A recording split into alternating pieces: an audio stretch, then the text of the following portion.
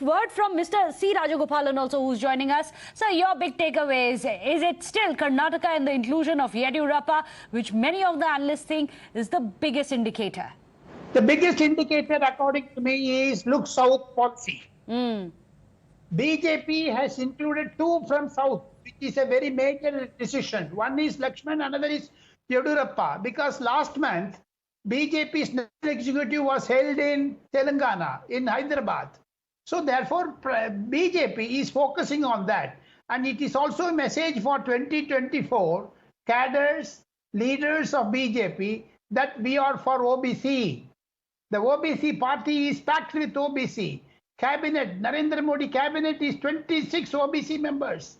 And second, Modi gives priorities to the OBC because they are downtrodden and they want to be given an uplift.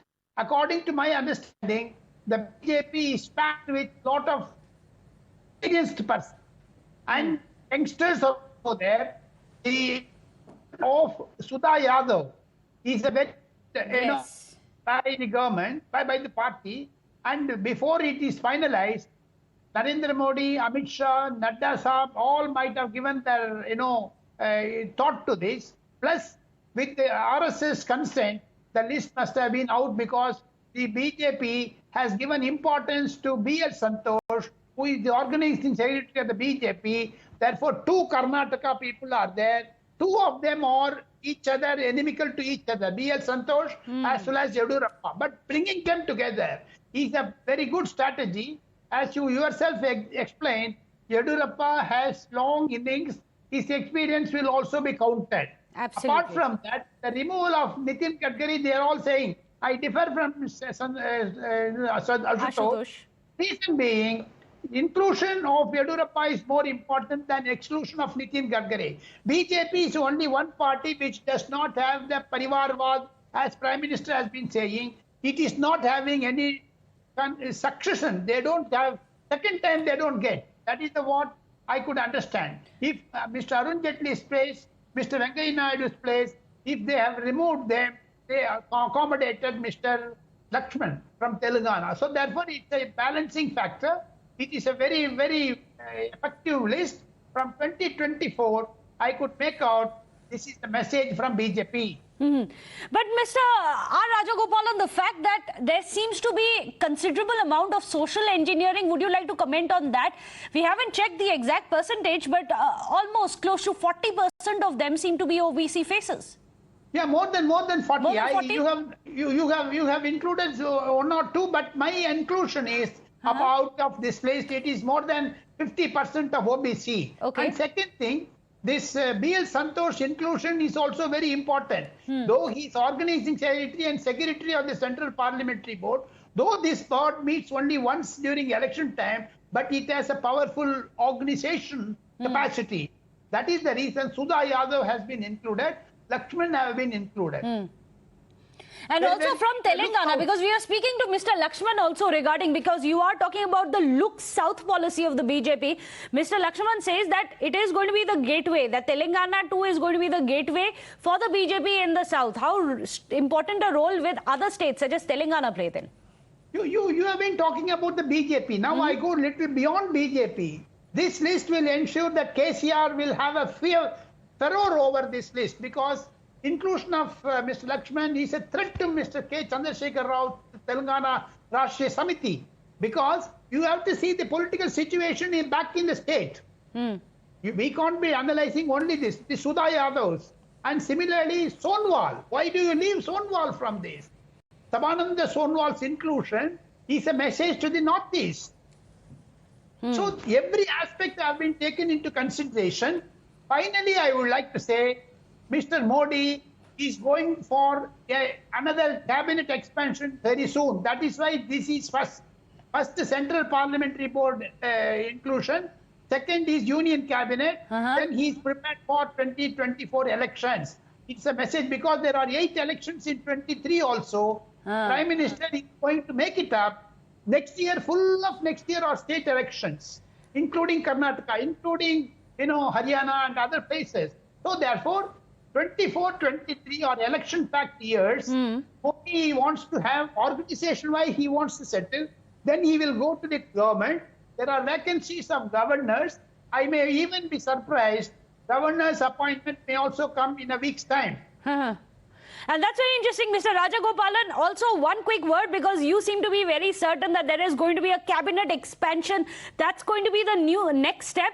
However, one quick word before I let you go about Shivraj Singh Chauhan. His name is another one of the names other than Nitin Gadkari, which does not feature on the list. Your thoughts on that? Madhya Pradesh, Chacha Shivraj Singh Chauhan has been in the power. Now Jyotiraditya Sindhya has been taken into the cabinet. Recently, that Shivraj Singh Chauhan in the municipal election, the party did not fare well.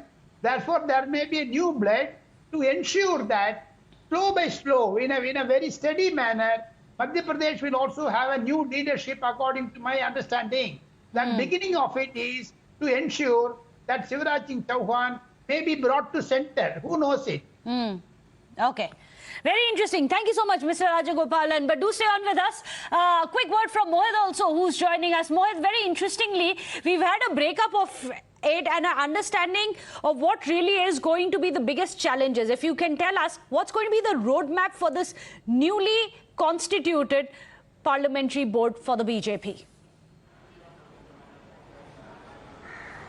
Meghna, if you break up the Central Election Committee and Central Parliamentary Board, what the BJP says, it has the mixture of all the castes and the communities, and they wanted that the representation should be given to each and every state and the community. If you talk about women, then women have been included into the Parliamentary Board and to the Central Election Committee. If you talk about the ST community, OBC community, SC community, everyone is being given representation. Sikh face, Iqbal Singh Lalpura also features in the Central Parliamentary Board. Now, the major challenge and the first step that they would be taking and regarding the elections that are scheduled to take place in Gujarat and in few months in Karnataka and the other places. But you see, the questions that are being asked is that why exactly Nitin Gadkari and Shivraj Singh Chauhan were dropped from both Central Parliamentary Board and the Central Election Committee of the Bharatiya Janata Party. These two bodies are the highest decision-making bodies of the Bharatiya Janata Party, and name of Nitin Gadkari and Shivraj Singh Chauhan doesn't feature on this. Shahnawaz Hussain, who was the Muslim face of the BJP in the Central Election Committee, is also being outside. So as of now, many names have been added to the Central Election Committee. But the major takeaway also is the name of B.S. Yediyurappa. He has been named into the Parliamentary Board of the BJP and also in the Central Election Committee of the Bharatiya Janata Party. Given the fact that how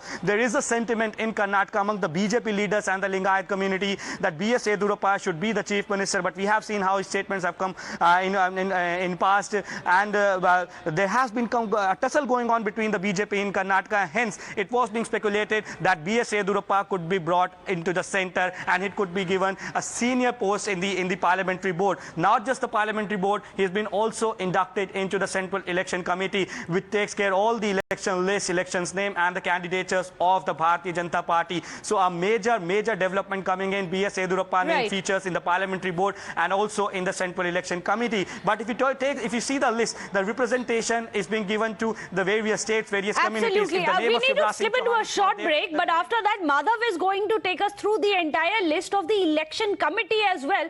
And this is going to be very significant because the names such as that of Yediyurappa features in both of them. So what is going to be in BJP's policy ahead of the 2024? These two boards' constitutions are going to give us a deep insight into it.